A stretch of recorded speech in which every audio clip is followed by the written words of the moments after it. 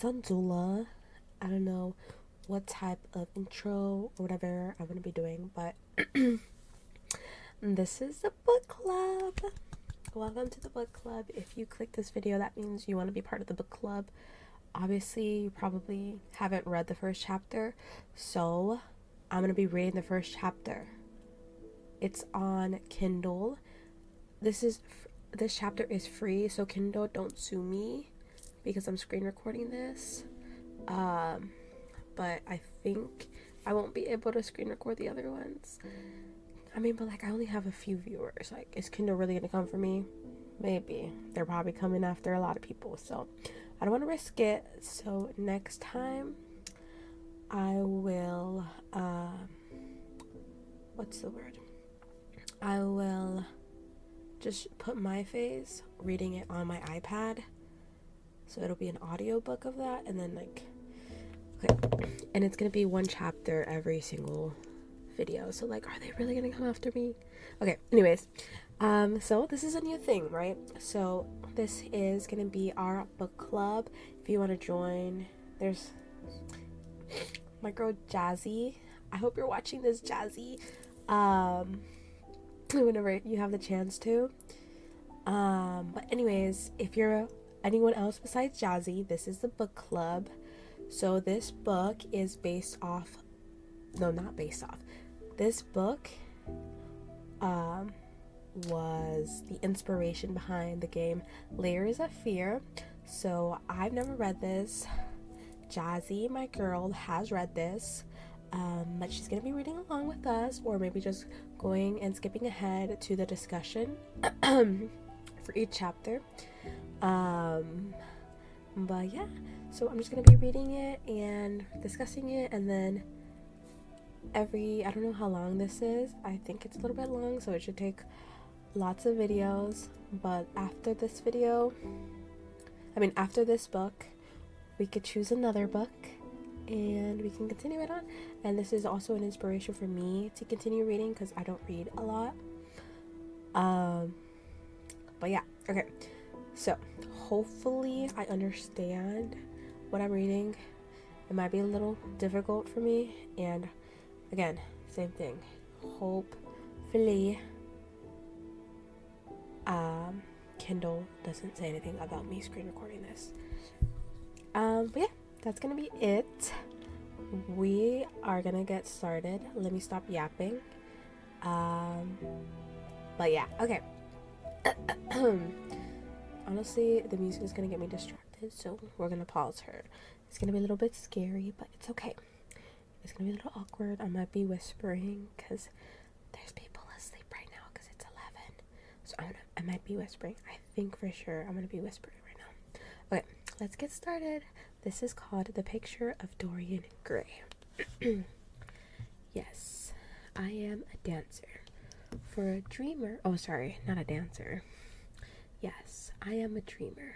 For a dreamer is one who can only find his way by moonlight, and his punishment is that he sees the dawn before the rest of the world. The critic as an artist. Yes, okay. This is not good. This is really not good, to be honest. If you're watching this video expecting me to read the whole chapter without getting interrupted by my own thoughts, then just skip ahead. Just skip ahead and you read it on your own, girl, because it's gonna be a while. We're gonna be here for a while because I'm gonna be digesting it out loud, okay? And I'm rereading this. Yes, I am a dreamer. Okay, they're a dreamer. For a dreamer is one who can only find his way by moonlight, and his punishment is that he sees the dawn before the rest of the world.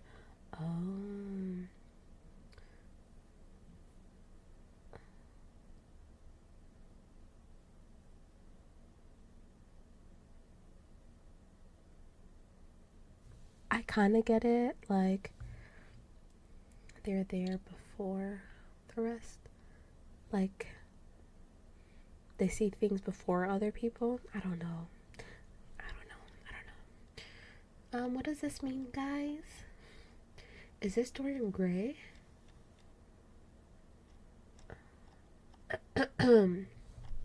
Is this chapter 1?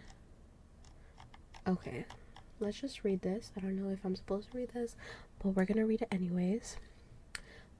Born in Dublin in 1854 as Oscar Fingal O'Flaherty Wills Wilde, Oscar Wilde was, okay, this is about the author. Oscar Wilde was educated at home till the age of 9. He attended the Portora Royal School, Enniskillen, from 1864 to 71. In 1874, he graduated from Trinity College, Dublin, where he won many prizes, including the Berkeley Gold Medal for Greek. In the same year, with a scholarship, he entered the Magdalen College, Oxford study. He became well known for his role in the aesthetic and decadent movements. In 1878, Wilde won the Newdigate Prize for his poem Ravenna. His first play, Vera or Nihilus, printed privately in 1880, did not meet much success. Poems was published in 1881. Oh, excuse me.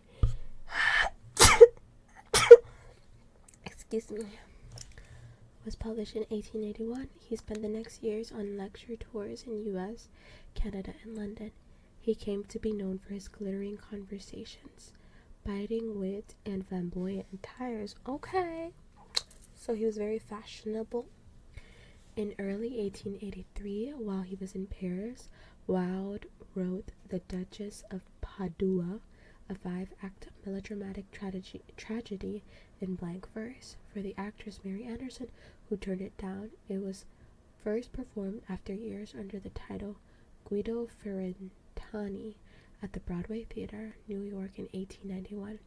In mid-1887, he became the editor of the Ladies' World magazine, renaming it The Woman's World.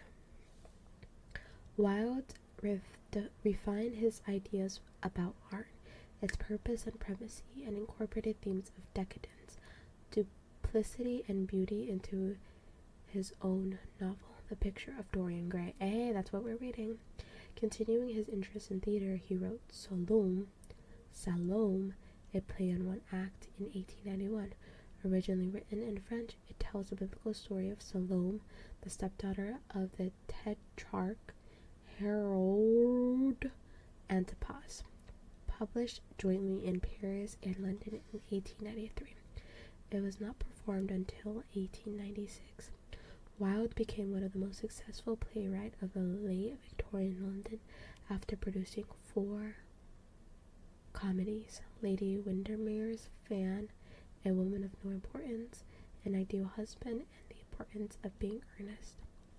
First performed in 1895 in collaboration with George Alexander at St. James Theatre, London, The Importance of Being Earnest was considered Wilde's masterpiece and continues to remain his most popular play. In 1895, Wilde sued Queensberry for libel, but evidences unearthed in the trial led to his own imprisonment. Wait, what's libel? Definition: a published false statement that is damaging to a person's reputation. Oh, shoot. Okay. Where was I? Libel. To his own imprisonment. He was convicted and imprisoned for 2 years.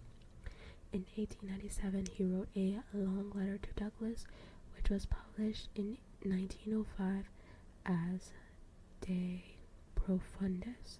After his release from the Reading Gaol in 1897, he lived abroad in exile. The Ballad of Reading Gaol, published in 1898, was his last work. In this poem, he commemorates not me like saying, oh my god, his last work, like, girl, he's been gone. Like, I was sad, but like I feel bad for him. But like, girl, he would have been gone. Anyways, he's old. He was old. In his long poem, he commemorates the prison life and narrates the execution of Woodridge, who murdered his wife for infidelity.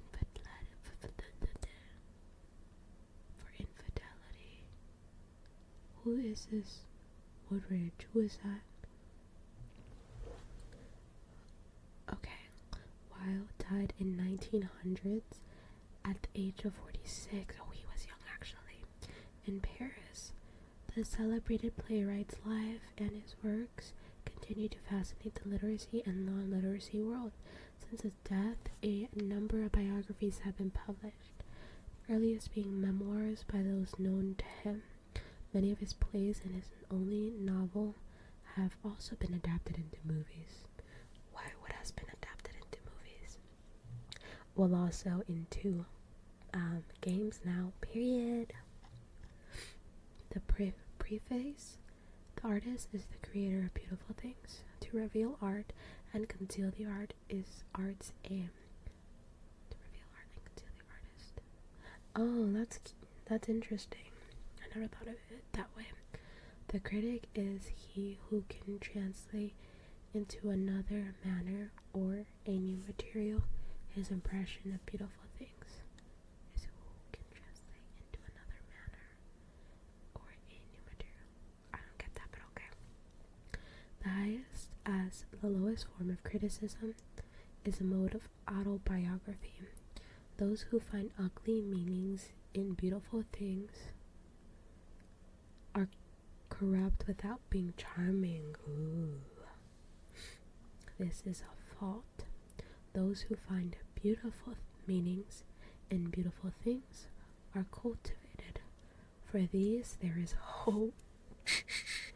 They said if you find ugly meanings,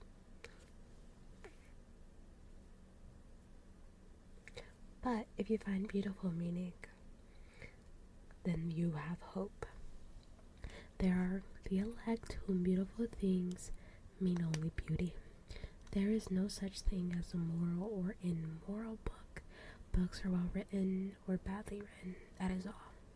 The 19th century dislike of realism is the rage of Caliban.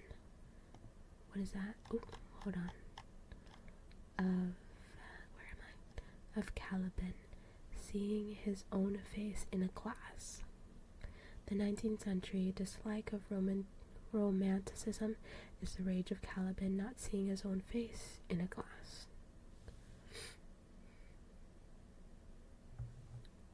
The moral life of man forms part of the subject matter of the artist, but the morality of art consists in the perfect use of an imperfect medium. No artist desires to prove anything. Even things that are true can be proved. Okay, no artist has ethical sympathies. An ethical sympathy is an artist is an unpardonable mannerism of style. No artist is ever morbid. The artist can express everything. Thought and language are to the artist instruments of an art. Vice and virtue are to the artist materials for an art. From the point of the view of form, the type of all the arts is the art of the musician. From the point of view of feeling, the actor's craft is the type. All art is at once surface and symbol. Those who go beneath the surface do so at their peril. Those who read the symbol do so at their peril. It is the specter and not life that art really mirrors. Spectator. That is true. Diversity of opinion about a work of art shows that the work is new, complex, and vital. That is true. Because not everyone sees art in the same way or like interprets it the same way. It's not like this, just I like this. Like, it's not, art isn't mirroring life, it's mirroring you and your thoughts, because you're interpreting it in a way that's so beautiful. Okay, Okay, I'm sorry not to get, like, we haven't even started the chapter, but, like, I just thought that was beautiful. It's a spectator and not life that art I love that. Can I, like, highlight this? I love that. Diversity of opinion about a work of art shows that the work is new, complex, and vital. Yeah, I like that too. When critics disagree, the art is in accord with himself. We can forgive a man for making a useful thing as long as he does not admire it. The only excuse for making a useless thing is that one admires it intensely. All art is quite useless. Ooh, he is spitting. Oh, a boorish ignorant slave is what Caliban is.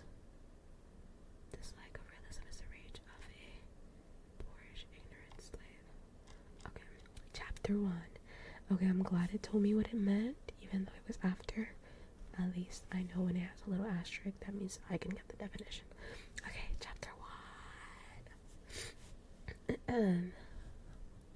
The studio was filled with the rich odor of roses, and when the light summer wind stirred amidst the trees of the garden, there came through the open door the heavy scent of the lilac, or the more delicate perfume of the pink flowering thorn. From the corner of the divan of Persian saddlebags on which he was lying smoking, as was his custom, innumerable cigarettes, Lord Henry Wotton could just catch the gleam of the honey-sweet and honey-colored blossoms of a laburnum whose tremulous branches seemed hardly able to bear the burden of a beauty so flame-like as theirs. And now and then the fantastic shadows of bird and flight flitted across the long tussore silk curtains that were stretched in front of the huge window, producing a kind of momentary Japanese effect, and making him think of those pallid, jade-faced painters of Tokyo, who, through the medium of an art that is necessarily immobile, seek to convey the sense of swiftness and motion. The sullen murmur of the bees shouldering their way through the long, unmown grass, or circling with monotonous insistence round the dusty gilt horns of the straggling woodbine, seemed to make the stillness more oppressive. The dim roar of London was like the bourdon note of a distant organ. In the center of the room, clamped to an upright easel, stood the full-length portrait of a young man of extraordinary personal beauty, and in front of it, some little distance away, was sitting the artist himself, Basil Howard, whose sudden disappearance some years ago caused at the time some public excitement and gave rise to so many strange conjectures. As the painter looked at the gracious and comely form he had so skillfully mirrored in his art, a smile of pleasure passed across his face, and seemed about to linger there, but he suddenly started up, and closing his eyes, placed his fingers upon the lids, and though he sought to imprison within his brain some curious dream from which he feared he might awake. "This is your best work, Basil, the best thing you have ever done," said Lord languidly. "You must certainly send it to the next year, to the Grosvenor." What the heck is that? Grosvenor?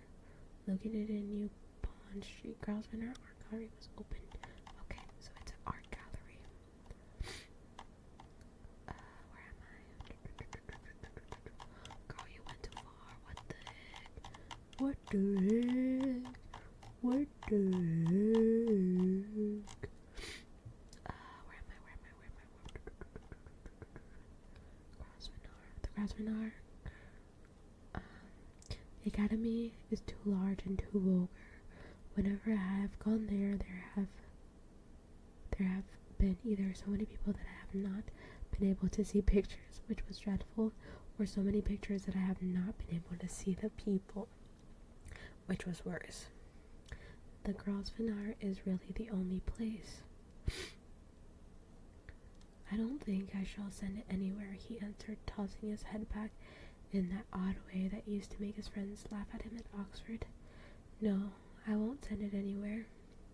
Lord Henry elevated his eyebrows and looked at him in amazement through the thin blue wreaths of smoke that curled up in such fanciful whorls from his heavy opium tainted cigarette. Not send it anywhere? My dear fellow, why? Have you any reason? What odd chaps you painters are. You do anything in the world to gain a reputation. As soon as you have one, you seem to want to throw it away. It is silly of you, for there is only one thing in the world worse than being talked about, and that is not being talked about. I feel like I get that. Not me personally, but like I feel like I've seen that where not even artists, but like celebrities, when they get like they want to become famous so much, once they get there, they're like, no, I want to take it back. But at that point, it's like you can't go back. There's no return. You can't take it back. Like you can't just like take away the fame. I don't know if that makes sense. Like I guess to some extent, but like I don't know.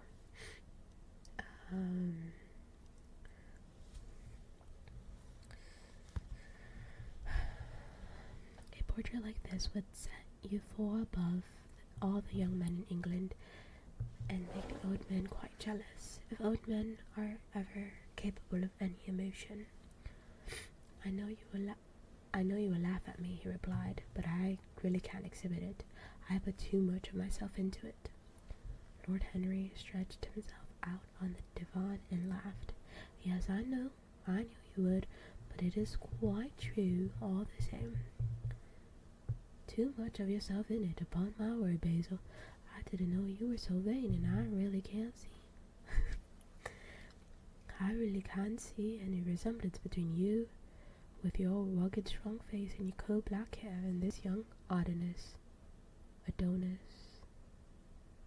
Isn't that Drake's son's name? In classical myth, he is a beautiful young man killed by a boar. He turns into a purple flower as per poet Shakespeare. Oh, I guess it's a beautiful young man.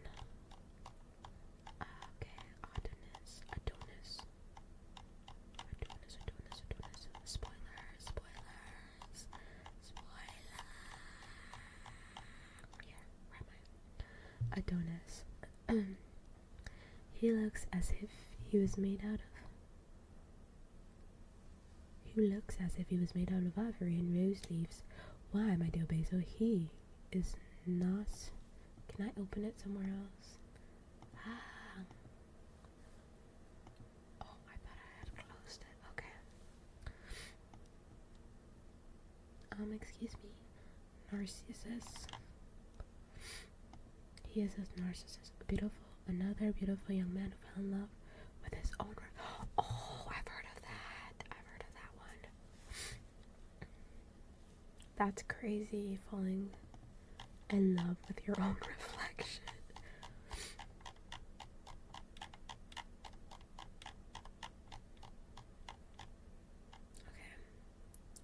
Okay, let me read this again.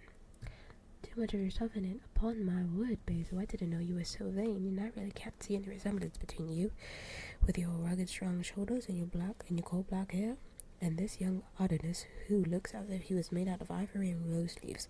Why, my dear Basil, he is Narcissus.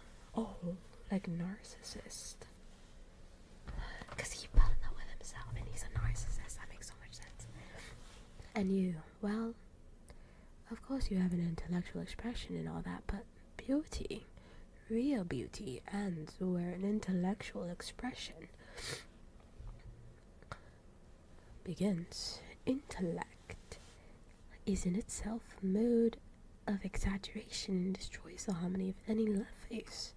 The moment one sits down to think, one becomes all nose or all forehead or something horrid. Look at the successful men in any of the learned professions, how perfectly hideous they are, except, of course, in the church. But then, in the church they don't think. A bishop keeps on saying at the age of 80 what he was told to say when he was a boy at 18, and as of a natural consequence, he always looks so absolutely delightful. Your mysterious young friend, whose name you have never told me, but whose picture really fascinates me, never thinks. I feel quite sure of that. He is some brainless, beautiful creature who should be always here in winter, when we have no flowers to look at, and always here in summer when we want something to chill our intelligence. Don't flatter yourself, Basil. You are not in the least like him.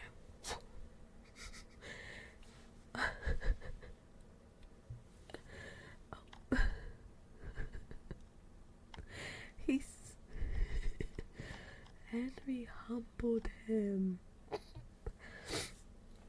That is so funny. He said, "You ain't cute."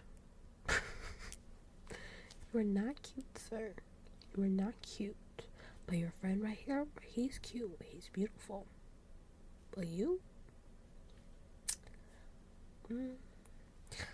Let's just focus on our art pieces. And I said, oh,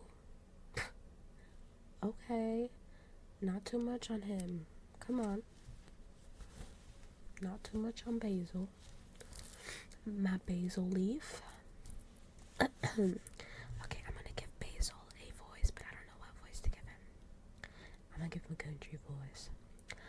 You don't understand me, Harry, answered the artist. Of course I am not like him. I know that perfectly well. Indeed, I should be sorry to look like him. You shrug your shoulders? I'm telling you the truth. That is, there is a fatality about all physical and intellectual distinction. The sort of fatality that seems to dog through history the faltering steps of kings. It is better not to be different from one's fellows. The ugly and the stupid have the best of it in this world. They can sit at their ease and gape at the play. If they know nothing of victory, they are at least spared the knowledge of defeat. They live as we all should live, undisturbed, indifferent, and without disquiet. They neither bring ruin upon others, nor ever receive it from alien hands. Your rank and wealth, Harry. I thought his name was Henry. Your rank and wealth, Harry. My brains, such as they are, my art, whatever it may be worth, Dorian Gray's good looks, they name dropped them. Dorian Gray's good looks, we shall all suffer for what the gods have given us, suffer terribly. Ooh, I see. I thought Dorian Gray was the artist. Like, I thought he was gonna change his name or something, but no. Dorian Gray is the one of whom they drew. Dorian Gray is his name, asked Lord Henry, walking across the studio towards Basil Hallward. Yes, that is his name. I didn't intend to tell it to you. But why not? Oh, I can't explain. When I like people immensely, I never tell their names to anyone. It is like surrounding part of them. I have grown to love secrecy. It seems to be the one thing that can make modern life mysterious or marvelous to us. The commonest thing is delightful if one only had it. When I leave town now, I never tell my people where I'm going. If I did, I would lose all my pleasure. It is a silly habit, I dare say, but somehow it seems to bring a great deal of romance into one's life. I suppose you think me awfully foolish about it. Not at all, answered Lord Henry. Not at all, my dear Basil. You seem to forget that I am married, and the one charm of marriage is that it makes... Okay, let me move my neck again. It makes a life of deception absolutely necessary for both parties. I never know where my wife is, and my wife never knows what I am doing. When we meet, we do meet occasionally. When we dine out together or go down to the Duke's, we tell each other the most absurd stories with the most serious faces. My wife is very good at it, much better in fact than I am. She never gets confused over dates, and I always do. But when she finds me out, she makes no rule at all. I sometimes wish she would, but she merely laughs at me. What was I gonna say? See, I feel like in the old days or in the past, people didn't tell their significant other anything, which is crazy. Like, that's supposed to be your best friend, but like, I don't know, I guess like lots of things were kept secrets, and then it's like, I don't know, like, I feel like you wouldn't even talk to your significant other in the past. Obviously not now. I feel like everyone's a lot more open, which is great. People are actually speaking about things, so that's cool. But that was just one noticing I had about people's past relationships. I hate the way you talk about your married life, Harry. Okay, maybe Harry's just like a nickname, said Basil, Howard strolling towards the door that led into the garden. I believe that you really are a very good husband, but that you are thoroughly ashamed of your own virtues. You are an extraordinary fellow. You never say a moral thing, and you never do a wrong thing. Your cynicism is simply a pose. Being natural is simply a pose, and the most irritating pose I know, cried Lord Henry, laughing, and the two young men went out into the garden together, and ensconced, I don't know what that word means, themselves on a long bamboo seat that stood in the shade of a tall laurel bush. The sunlight slipped over the polished leaves, and the grass white daisies were tremulous. After a long pause, Lord Henry pulled out his watch. I'm afraid I must be going, Basil, he murmured. And before I go, I insist on your answering a question I put you some time ago. What is that? Said the painter, keeping his eyes fixed on the ground. You know quite well. I do not, Harry. Well, I will tell you what it is. I want you to explain to me why you won't exhibit Dorian Gray's picture. I want the real reason. I told you the real reason. No, you did not. You said it was because there was too much of yourself in it. Now that is childish. Harry, said Basil Howard, looking him straight in the face. Every portrait that is painted with feeling is a portrait of the artist, not of the sitter. The sitter is merely the accident, the occasion. It is not he who is revealed by the painter. It is rather the painter who on the colored canvas reveals himself.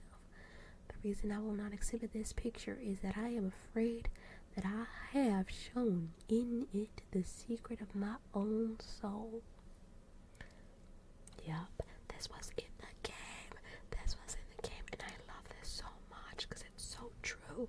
It's so true that the painter reveals who he is based on the work that he does. It's so true. And he's such a genius for thinking of that, which is like, I don't know, I just never thought about it. But like, now that you say it, oh yeah, it's crazy. It's crazy. Okay. Lord Henry laughed. And what is that? He asked. I will tell you, said Hallward, but an expression of perplexity came over his face. I am all expectation, Basil, continued his companion, glancing at him. Oh, There is very little to tell, Harry, answered the painter, and I am afraid you will hardly understand it. Perhaps you will hardly believe it. Lord Henry smiled and leaning down, plucked a pink-petaled daisy from the grass and examined it. I am quite sure I shall understand it, he replied, gazing intently at the little golden white feather disc. And as for believing things, I can believe anything, provided that it is quite incredible. The wind shook some blossoms from the trees, and the heavy lilac blooms with their clustering stars moved to and fro in the languid air. A grasshopper began to chirrup by the wall, and like a blue thread, a long, thin dragonfly floated past on its brown gauze wings. Lord Henry felt as if he could hear Basil Howard's heart beating and wondered what was coming. Oh my god, I'm excited. I don't know what it is. The story is simply this, said the painter after some time. 2 months ago, I went to a crush at Lady Brandon's. You know, we poor artists have to show ourselves in society from time to time, just to remind the public that we are not savages. With an evening coat and a white tie, as you told me once, anybody, even a stockbroker, can gain a reputation for being civilized. Well, after I had been in the room about 10 minutes, talking to a huge, overdressed dowagers and tedious academicians, I suddenly became conscious that someone was looking at me. Oh! I turned halfway around and saw Dorian Gray for the first time. When our eyes met, I felt I was growing pale. A curious sensation of terror came over me. I knew that I had come face to face with someone whose merely personality was so fascinating that if I allowed it to do so, it would have absorbed my whole nature, my whole life, my very heart itself. I did not want an external influence in my life. You know yourself, Harry, how independent I am by nature. I have always been my own master, had at least always been so, till I met Dorian Gray. Then, but I don't know how to explain it to you, something seemed to tell me that I was on the verge of a terrible crisis in my life. I had a strange feeling that fate had in store for me exquisite joys and exquisite sorrows. I grew afraid and turned to quit the room. It was not conscience that made me do it. It was a sort of cowardice. I take no credit to myself for trying to escape. Conscience and cowardice are really the same things, Basil. Conscience is the trade name of the fun. That is all. I don't believe that, Harry, and I don't believe you do either. However, whatever was my motive, and it may have been pride, for I used to be very proud, I suddenly struggled to the door. There, of course, I stumbled against Lady Brandon. You are not going to run away so soon, Mr. Harwood, she screamed out. You know her curiously shrill voice. Yes, she is a peacock in everything but beauty, said Lord Henry, pulling the daisy to bits with his long, nervous fingers. I could not get rid of her. She brought me up to the royalties and people with stars and garters. Garters is like a little, and elderly ladies with gigantic tiaras and parrot noses. She spoke of me as her dearest friend. I had only met her once before, but she took it in her head to lionize me. I believe some picture of mine had made a great success at the time, at least had been tattered about in the penny newspapers, which is the 19th century standard of immortality. Suddenly I found myself face to face with a young man whose personality had so strangely stirred me. We were quite close, almost touching. Our eyes met again. It was reckless of me, but I asked Lady Brandon to introduce me to him. Perhaps it was not so reckless after all. It was simply inevitable. We would have spoken to each other without any introduction. I'm sure of that. Dorian told me so afterwards. He felt that we were destined to know each other. Is this a romantic book? I didn't know this. I didn't know this. Okay. And how did Lady Brandon describe this wonderful young man? Asked his companion. I know she goes in for giving rapid praises of all her guests. I remember her bringing me up to a trunklet and red-faced old gentleman covered all over with orders and ribbons and hissing into my ear in a tragic whisper, which must have been perfectly audible to everyone in the room. The most astounding details. I simply fled. I like to find out people for myself. But Lady Brandon treats her guests exactly as auctioneer treats his good. She either explains them entirely away or tells one everything about them except what one wants to know. Poor Lady Brandon. Oh my, I don't know whose accent I was reading at that point.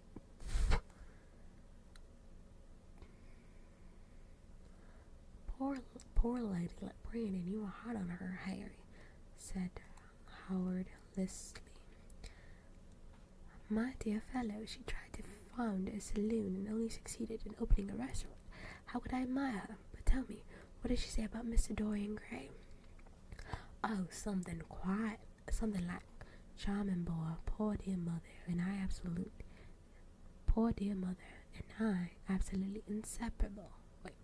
Quite forget what he does. Afraid he doesn't do anything. Oh, yes, plays the piano, or is it the violin? Dear Mr. Gray? Neither of us could help laughing, and we became friends at once. Wait, okay. The game I played, there was the artist, and then there was the wife. The wife played the violin and the piano. So is Dorian Gray in the game the wife? Mystery. Okay.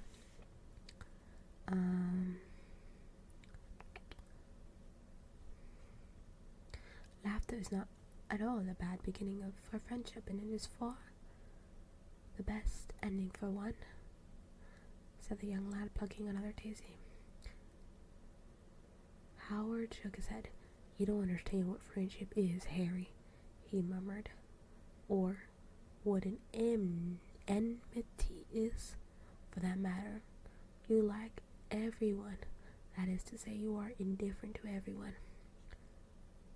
How horribly unjust of you, cried Lord Henry, tilting his hat back and looking at the little clouds that, like reveled skeins of glossy white silk, were drifting across the hollow turquoise of the summer sky. It is horribly unjust of you. I make a great difference between people. I choose my friends for their good looks, my acquaintances for their good characters, and my enemies for their good intellects. A man cannot be too careful in the choice of his enemies. I have not gone one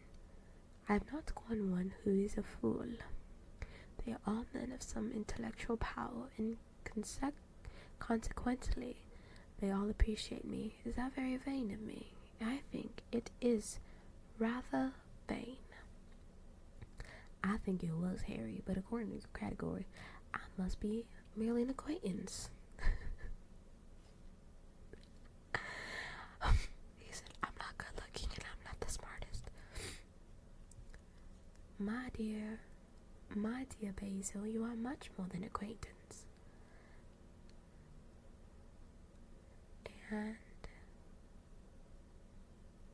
And much less than a friend, a sort of brother, I suppose.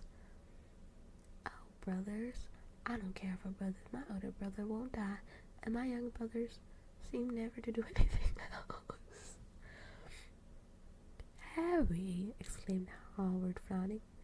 My dear fellow, I'm not quite serious, but I can't help detesting my relations. I suppose it comes from the fact that none of us can stand other people having the same faults as ourselves.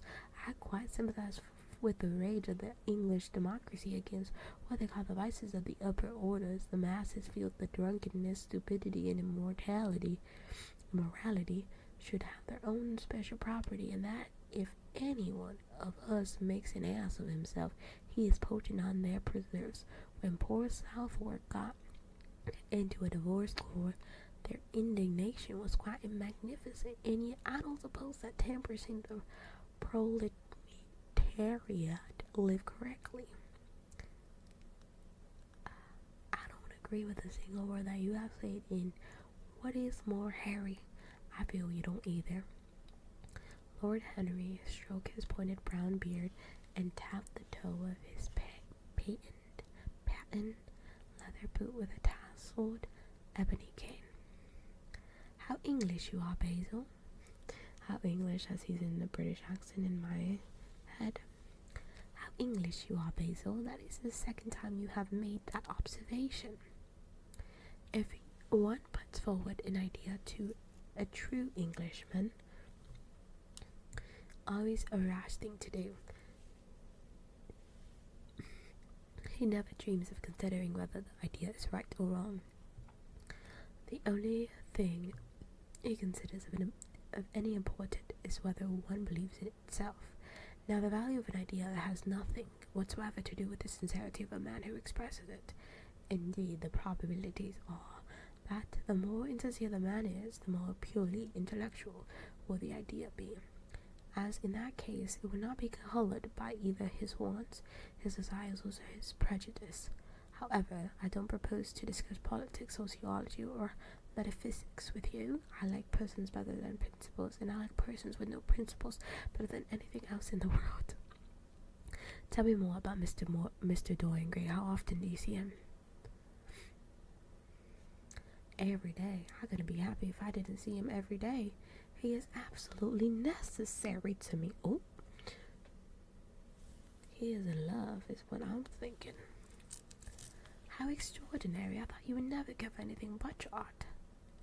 He is all my art to me now. Oh, said the painter gravely. I sometimes think, Harry, that there are only two eras of an importance in the world's history. The first is the appearance of a new medium for art, and the second is the appearance of a new personality for art. Also, what the invention of oil painting was Venetius, the face of Antonius, favorite page boy of the Roman Emperor Hadrian. I don't know what that means, but pop, I guess.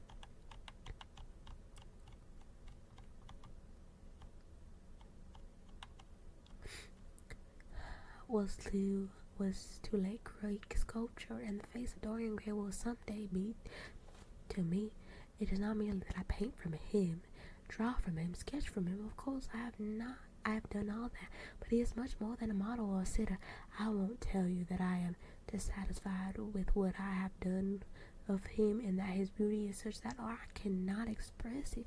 There is nothing that art cannot express, and I know that work I have done since I met Dorian Gray's good work is the best work of my life. But in some curious way, I wonder, will you understand me? His personality has just suggested to me an entirely new manner in art, an entirely new model of style. I see things differently. I think of them differently. I can now recreate life in a way that was hidden from me before. I dream of form and days of thought. Who is it who says that? I forget, but it is what Dorian Gray has been to me. A dream of form and days of thought. The merely visible presence of this lad, for he seems to be little more than a lad, though he is really over 20, his merely visible presence. I wonder, can you realize all that means?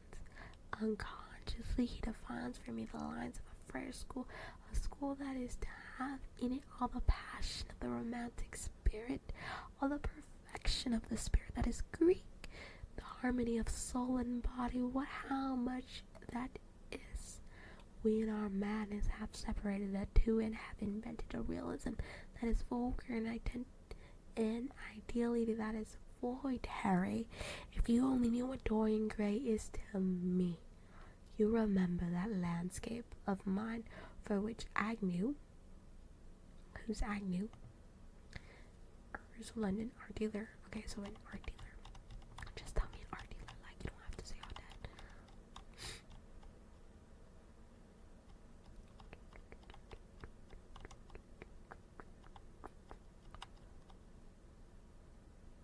Oops, I went too far. My bad. Agnew offered me such a high price for which I would not part with. It is one of the best things I have ever done. And why is it so? Because while I was painting it, Dorian Gray sat beside me. Some subtle influence passed from him to me, and for the first time in my life, I saw in the plain woodland the wonder I had always looked for and missed. Basil, this is extraordinary. I must see Dorian Gray. Howard got up from the seat and walked up and down the garden. After some time, he came back. Harry, he said, Dorian Gray is to me simply a motive in art. You might see nothing in him, I see everything in him. He is never more present in my work than when no image of him is there. He is the suggestion, as I have said, of a new manner. I find him in the curves of a certain lines and the loveliness and subtleties of certain colors. That is all. Then why won't you exhibit his portrait? Asked Lord Henry. Because without intending it, I put into it some expression of all this curious artistic idolatry, of which of course I have never cared to speak to him. He knows nothing about it. He shall never know nothing about it, but the world might guess it, and I will not bare my soul to their shallow prying eyes. My heart shall never be put under their microscope. There is too much myself in the thing, Harry, too much myself. Poets are not scrupulous as you are. They know how useful passion is for publication. Nowadays, a broken heart will run to many editions. I hate them for it, cried Howard. An artist should create beautiful things with that, but should put nothing of his own life into them. We live in an age when men treat art as if it were meant to be a form of autobiography. We have lost the abstract sense of beauty. Someday I will show the world what it is, and for that reason the world shall never see my portrait of Dorian Gray. I think you are wrong, Basil, but I won't argue with you. It is only the intellectually lost who ever argue. Tell me, is Dorian Gray very fond of you? The painter considered for a few moments. He likes me, he answered after a pause. I know he likes me. Of course I flatter him dreadfully. I find a strange pleasure in saying things to him that I know I shall be sorry for having said. As a rule, he is charming to me, and we sit in the studio and talk of 1,000 things. Now and then, however, he is horribly thoughtless and seems to take a real delight in giving me pain. Then I feel, Harry, that I have given away my whole soul to someone who treats it as if it were a flower to put in his coat, a bit of a decoration to charm his vanity, an ornament for a summer's day. Days in summer, Basil, are apt to linger, murmured Lord Henry. Perhaps you will tire sooner than he will. It is a sad thing to think of, but there is no doubt that genius lasts longer than beauty. That accounts for the fact that we all take such pains to over-educate ourselves.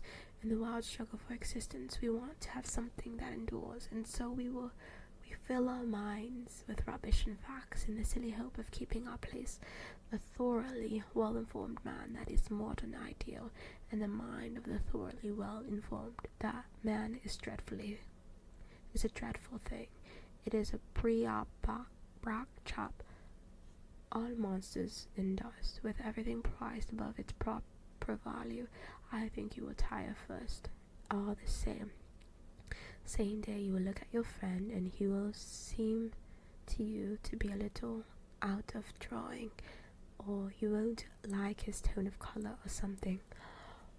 Okay, I'm sorry. I'm gonna be like making connections with the game, but like this is reminding me of the artist and how when his wife was burnt,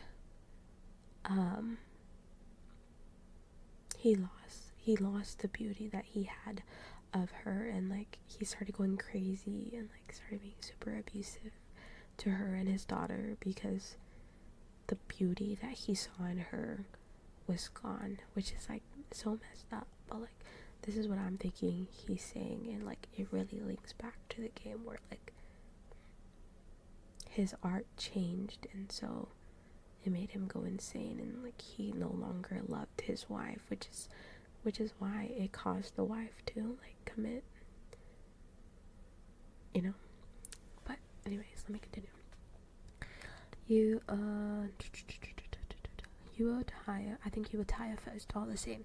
Someday you will look at your friend and he will seem a little bit out of drawing, or you won't like his tone of color or something. You will bitterly reproach him in your own heart and seriously think that he has behaved very badly to you.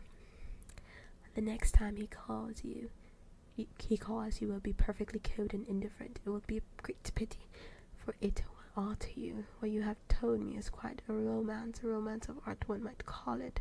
And the worst of having a romance of any kind is that it leaves one so unromantic. Because I feel like Basil is too invested in his beauty that once he loses his beauty, then what? You know, he's not really. He's had his personality, but like to me, it doesn't seem like he's super in with his personality. That's what I'm thinking. Because I'm telling you, it just reminds me of the book. Not the book. It reminds me of the game. Harry, don't talk like that. As long as I live, the personality of Dorian Gray will dominate me. You can't feel what I feel. You change too often. Ah, my dear Basil, that is exactly why I can feel it. Those who are faithful know only the trivial side of love. It is the faithless who know love's tragedies. And Lord Henry struck a light on a dainty silver case and began to smoke a cigarette with a self-conscious and satisfied air, as if he had summed up the world in a phrase. There was a rustle of chirping sparrows in the green lacquer leaves of ivy, and the blue cloud shadows chased themselves across the grass like swallows. How pleasant it was in the garden, and how delightful other people's emotions were, much more delightful than their ideas, it seemed to him. One's own soul and the passion of one's friends, those were the fascinating things in life. He pictured to himself with silent amusement the tedious luncheon that he had missed by staying so long with Basil Howard. Had he gone to his aunt's, he would have been sure to have met Lord Goodbody there, and the whole conversation would have been about the feeding of the poor and the necessity for model lodging houses. Each class would have preached the importance of those virtues for whose exercise there was no necessity in their own lives. The rich would have spoken on the value of thrift, and the ideal grown eloquent over the dignity of labor. Excuse me. It was charming to have escaped all that. As he thought of his aunt, an idea seemed to strike him. He turned round to Howard and said, "My dear fellow, I have just remembered." "Remembered what, Harry?" "Where I have heard the name Dorian Gray." "Where was it?" asked Howard with a slight frown. "Don't look so angry, Basil. It was at my aunt, Lady Agatha's. She told me she had discovered a wonderful young man who was going to help her in the East End, and that his name was Dorian Gray. I am bound to state that she never told me he was good-looking. Women have no appreciation of good looks. At least, good women have not. She said that he was very earnest and had a beautiful nature. I at once pictured to myself a creature with spectacles and lank hair, horribly freckled, and trampling about on huge feet. I wish I had known it was your friend. I'm glad you didn't, Harry. Why? I don't want you to meet him. You don't want me to meet him. Now, Mr. Dorian Gray is in the studio, sir, said the butler, coming into the garden.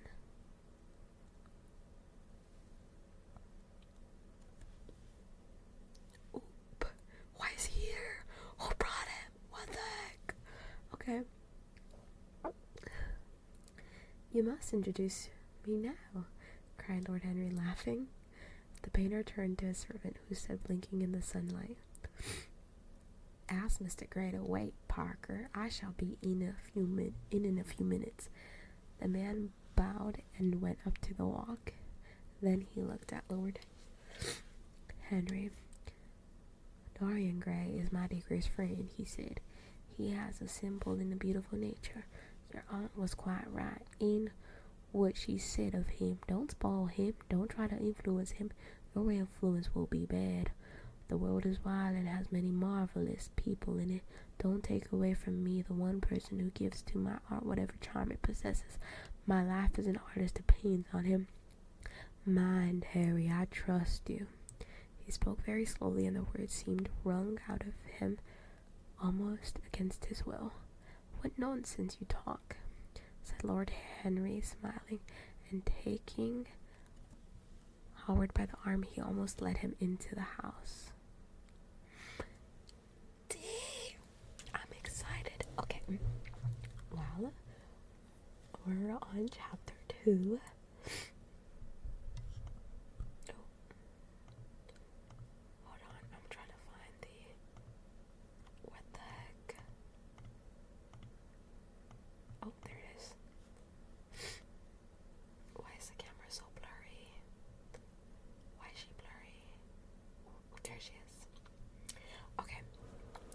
So, discussion time. Let me remove these images, because I don't know what's going on.